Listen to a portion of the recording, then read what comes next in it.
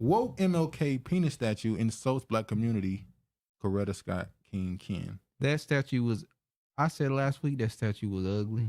We didn't go into the how it looked. We just said it's because I knew the people was gonna pick up on it. I told you it took America is known for having phallus statues. Washington D.C. Washington D.C. The what's the name of that? What's that white tall shark? They know what it is. Yes, it's a phallus. Over there in Europe, they have those same big tall statues that represents phallus. When you look at the Vatican, Washington D.C. and London has that tall building, that clock. That's a phallus. They all set up to be like Egypt. Yep. So that's no surprise. So they decided to put a black one out there this time. Yeah. So which is what they always do. They worship black gods, but they just tell you they white, or blue, but in this or green.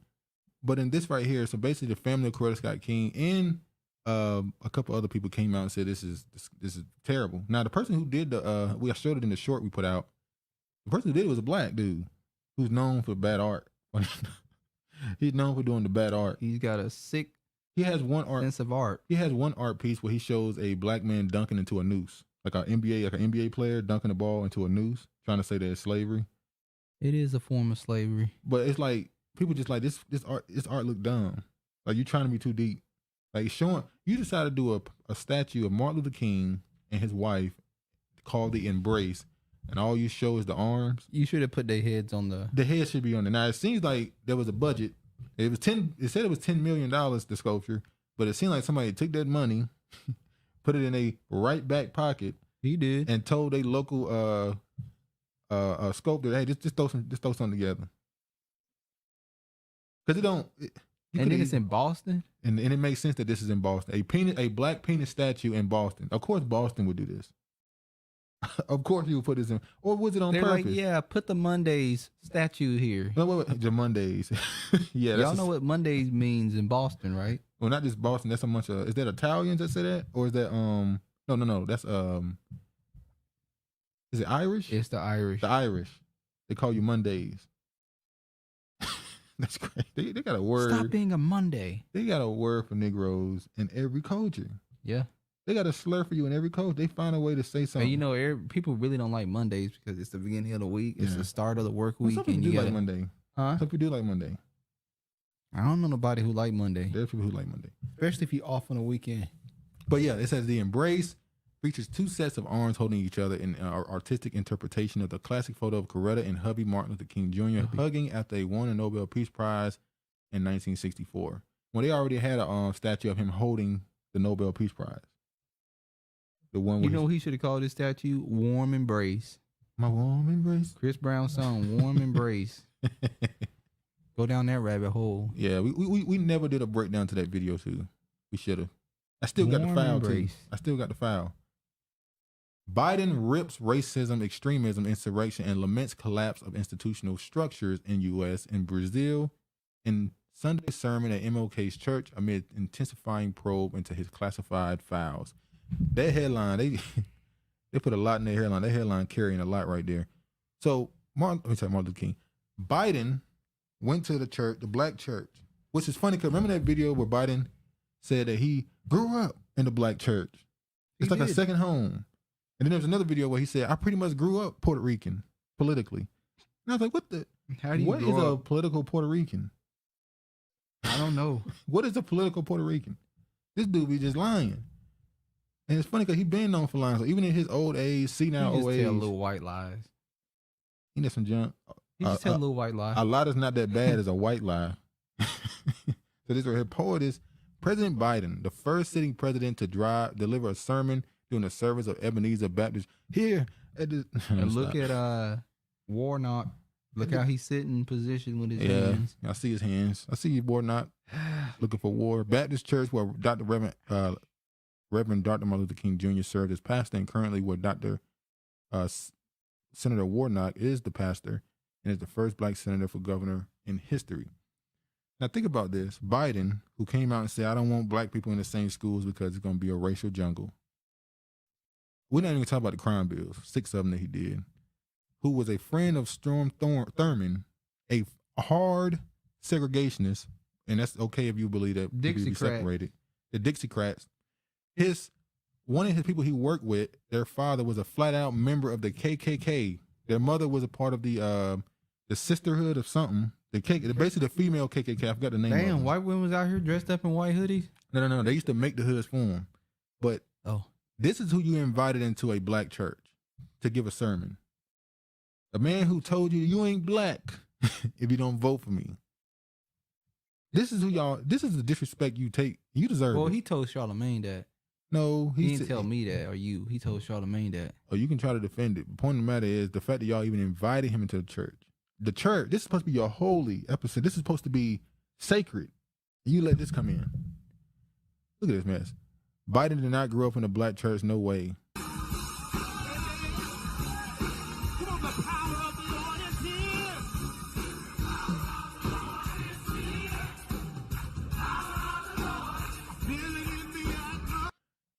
He looks confused. But you know what? If that was Bill or Hillary Clinton, they would have been able to get into. No, they would have did some little open their mouth and start. No, they would have been moving. I'm saying they would have moved. Bill would have brought out the saxophone. And I can't believe we fell for that. That's Bill Clinton might be the most embarrassing. Whenever they got ready to eat, somebody forgot their hot sauce, and Hillary would have said, "Oh, here you go. I keep the hot sauce in my bag." So yeah. So he looked confused. Now I'm gonna show this other one. This is a more clearer version. He's confused and bewildered. It's somebody said he wanted to clap so bad, but he knew he didn't have rhythm. Now this is Juanita Broderick. Did 1-3. This old white woman might be a regular on the show because Juanita Broderick. The pathetic and pitiful video of an elderly senile white man who got lost in a black church. Oh God.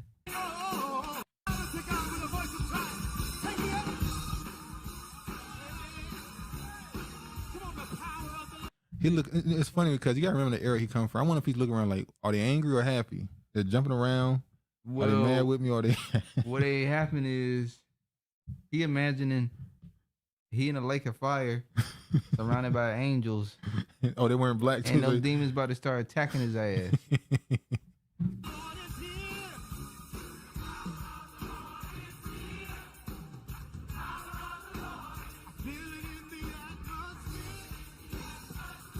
It's sad, man. That's elder abuse at this point. They got this man walking around. Remember the story out of Italy? They said he shitted on himself. He shat. Oh, sorry, he shitted on himself. By the way, YouTube said we can't curse no more, but we don't curse often, do we? No. Do we cuss too much? I say we don't really use the F word a lot.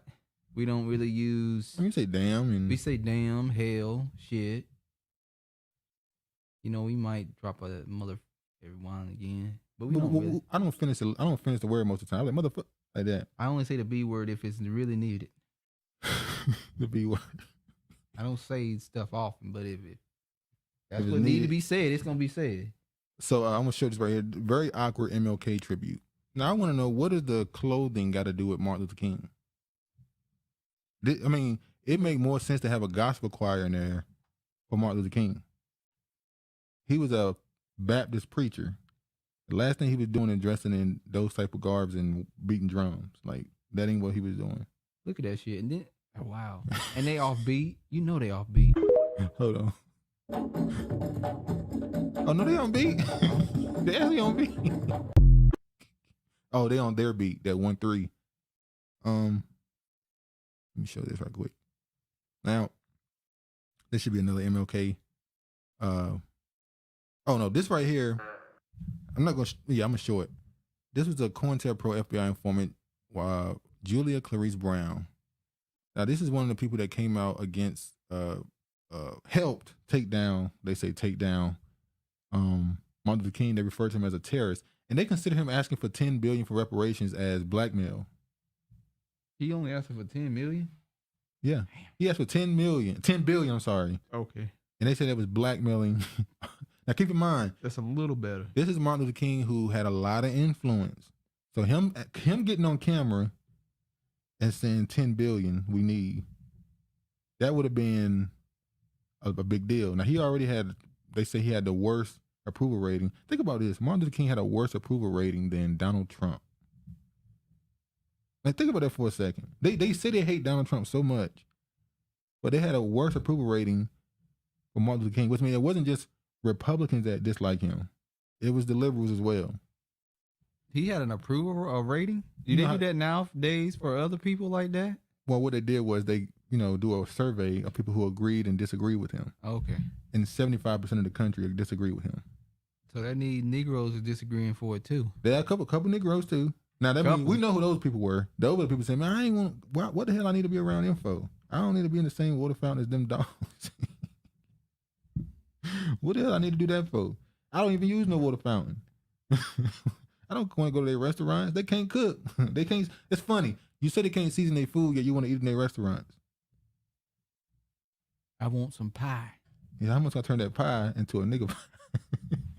How much I turn that white pie into a nigga pie? Life was the greatest. That's one of the greatest movies ever. And then he stole the white woman pie. Yeah, he gonna get that pie. I'm gonna get some of that pie. It was hot as hell too. That was ego. That was a black man's ego. I'm gonna get what I want. I'm gonna get what I want instead of just going about your day. Now you got to serve all these years in prison, been in the wrong place at the wrong time. Yep. As a Negro yourself, why do you talk so bitterly against Martin Luther King and a lot of these other people of your race? Well, let me tell you something. I don't put my race before I do my country. Being a Negro woman doesn't matter to me who is a Negro or who is a white person. If they are enemies of our country, then they are certainly my enemies too. Now, keep in mind also, we didn't forget J. Edgar Hoover, which is funny because she reminded me of him. He allegedly has some Negro lineage. It wasn't that much. As well as, he's a drag queen, a cross-dresser, should I say, and he was gay. But he made it. He's the one who created this whole thing. He created the brain trust of COINTELPRO to get rid of what they call the black savior. Well, Martin Luther King, who was considered a savior, we know he wasn't a saint. No, he wasn't a saint. Let's some people believe the same list you put out there about Ed Hoover. You can say the same things about Martin Luther King. Okay, it is alleged that Martin Luther King was a serial adulterer. He liked sleeping with men wives. That's making them cucks. He liked. He did drugs. He allegedly did have weapons. As a matter of fact, he was not no pacifist. He believed in using weapons, but he went a different route because of who? His writer. Bayard Rustin convinced him not to go the violent route, but go the peace route. Martin Luther King actually was a person who believed in using violence. Bayard Rustin, his speechwriter, is the one who convinced him to go passive. I can't forget who made that comment about Bayard Rustin. He was a YouTuber. Bayard Rustin. Bayard Rustin. Bayard Rustin. I guess he was in a college with a whole bunch of white people. Oh, it's PWI, yeah. The YouTuber said he slept with so many of the white people, white men, boys on the campus. He was turning them. The father, he won't turning them. Yeah. The fathers came together and said, "We got to do something about him. Think about it. We got to expel him from off the campus because he's turning our boys." That probably was a joke. No, it wasn't a joke. It was not a joke. I'm telling you, it wasn't a joke. Obviously, Bayard Rustin was a homosexual man, which goes back to how is Martin Luther King a pastor at a Baptist church and his writer is a homosexual? Because Martin Luther King was jugging him. What? I believe they had a relationship as well. Well, also Martin Luther King, as you know, you can look this up. He was in Playboy in the interview. Damn. Now, keep in mind, Playboy back then was a little bit political. Didn't they have like? It had political writing. Yeah. Which we know, Hugh Hefner's job was to change the societal norms in the country. His job was to convince America at least, to get rid of what they called Christian values and to make sex a normal thing in society, which is why you see women and men act the way they act towards sex now. It's like sex is like how you sell anything at this point. Like if you look at the current state of any form of media, you have to sell it through sex. It's overload. Especially the ass. As we know, ass worship is a witchcraft thing. We live in a country, I'm gonna say. It's a world. Overload. Yeah, it's a world. It's like every woman is. It's like a mannequin. Everybody is like. It's like when you have manufactured in a warehouse. They look the same. Everything look the same. That now you wanna woman with a fake butt. You don't want to. You just want a regular, standard looking woman now. So now a woman who would consider petite, and that's exotic. That's now. like, thank you. I know it's natural. It's exotic. Having a natural ass is exotic now. Yeah. So Hugh Hefner and Playboy's job was to change the norm. Martin Luther King actually had an interview in the Playboy magazine because they had a political, or they had interviews they did on there. Also, it's alleged that Martin Luther King was a normal guest of the Playboy mansion. Same with it's another person, Muhammad Ali, Jim Brown. What's the other guy's name? Sammy Davis Jr. You know Sammy Davis Jr., who all those celebrities were connected back then. Sammy Davis Jr. was a part of something called the Rat Pack. Rat Pack. I'm sure y'all know about that. The Rat Pack used to have this ritual they do to be a member. They had to put all their fluids, I'm gonna say it like that, in a cup, and you had to drink it. Sammy Davis Jr. was an atheist. And what's that dude name? The atheist leader dude. Who? Antoine LaVey, Alistair Crowley, Antoine LaVey. Yeah, one of them. Those people. Yeah, and Madame Blavatsky. Those ties with those people. Yeah, and they got their learning from Madame Blavatsky. How do you say her name? Blavatsky. She was a witch. She taught Alistair Crowley, who called himself the Great Beast, and he went on to Adam LaVey, huh? Which one did they claim to be George Bush, mom and daddy? Alistair Crowley. Alistair Crowley. If I'm not mistaken, one of them invented Scientology. I forgot which one.